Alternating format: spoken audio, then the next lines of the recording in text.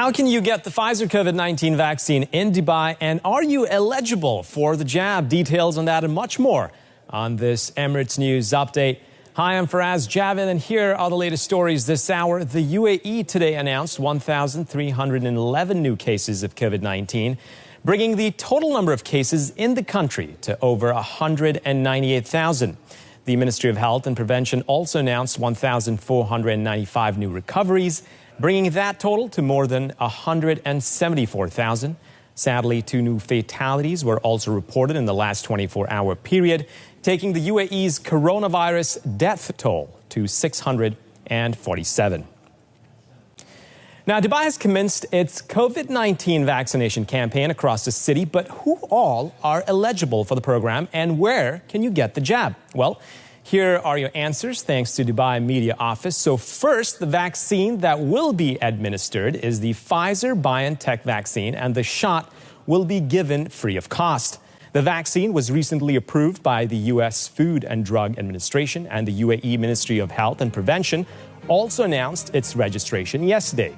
Now, the vaccinations will be available at 6 DHA health facilities that include Zabil, Al-Mizhar, Nadal Hammer, and Barsha Primary Healthcare Centers, as well as Uptown Murdiff Medical Fitness Center and Hatta Hospital.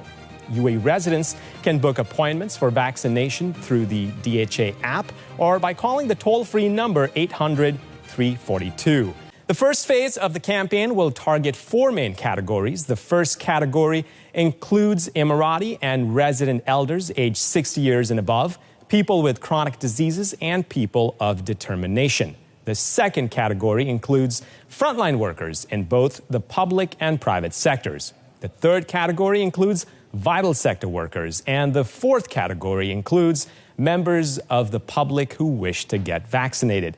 Also, the vaccination is voluntary, and if you do decide to take the shot, just keep in mind you will require 2 doses. The second one will be administered after 21 days from the first jab, and it's highly recommended that the schedule is maintained. Now, as for common side effects, fatigue, headache, fever, and pain at the site of the injection have been reported.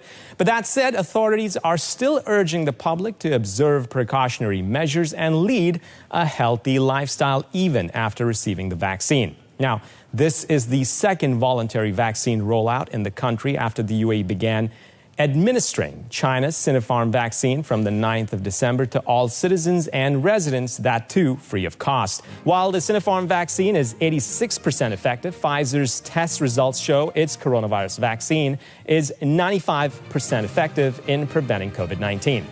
And if you are still having more questions about the vaccine, then head over to the Dubai Media Office Twitter account, as they have posted more details about the Pfizer-BioNTech vaccine.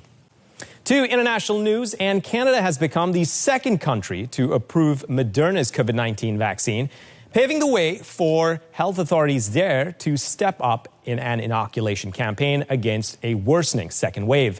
Canada will receive up to 168,000 doses of vaccine by the end of the year. Canadian Prime Minister Justin Trudeau says by the 31st of January, there should be almost 1.2 million doses from both Moderna and Pfizer, whose vaccine was approved earlier this month. As per Johns Hopkins University, Canada has recorded over 532,000 confirmed cases of the coronavirus and nearly 15,000 fatalities. Trudeau also announced Canada would extend a 72-hour ban on passenger flights from Britain to the 6th of January, citing a new and more infectious variant of COVID-19. Let's be clear. This is not the time for a vacation abroad. Even if you travel every winter, please rethink your plans.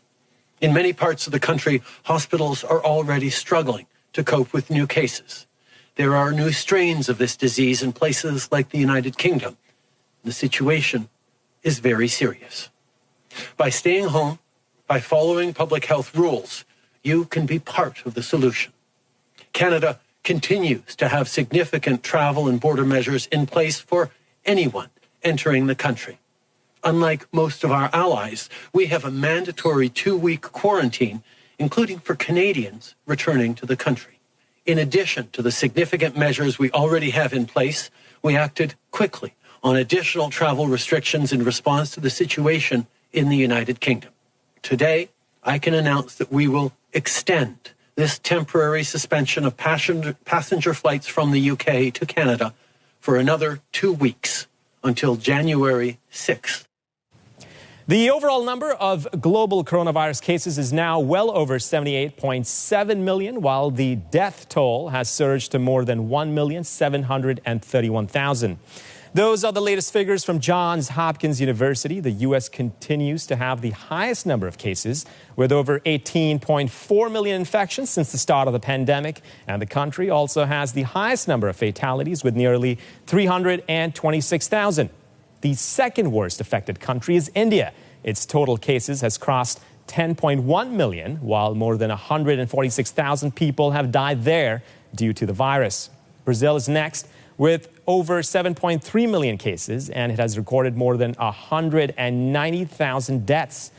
Russia follows with more than 2.9 million confirmed cases, while their death toll is over 52,000. And France is the fifth worst affected country, with well over 2.5 million cases and 62,000 fatalities. Hospitals in India's capital, New Delhi, are making arrangements for storage of coronavirus vaccine by installing freezers and setting up cold chain equipment. That's why over 100 freezers have been brought to Rajiv Gandhi Super Speciality Hospital. Officials say India is making robust supply chain arrangements to ensure that the doses of the coronavirus vaccines reach its 1.3 billion people. In fact, its drug regulators are also in talks with Pfizer and Moderna, while other vaccine candidates, including AstraZeneca's shot, are in trials. Meanwhile, Hyderabad-based Bharat Biotech is developing Covaxin, which is the country's first developed vaccine candidate, and it's currently under trial. Okay, that's a wrap on this hour's top trending stories. In the meantime, the Emirates News team will be back this evening at 7:30 with more updates, including business and sports. And of course, Merry Christmas to all those celebrating, and a happy weekend. Stay safe, and we'll see you then. Take care.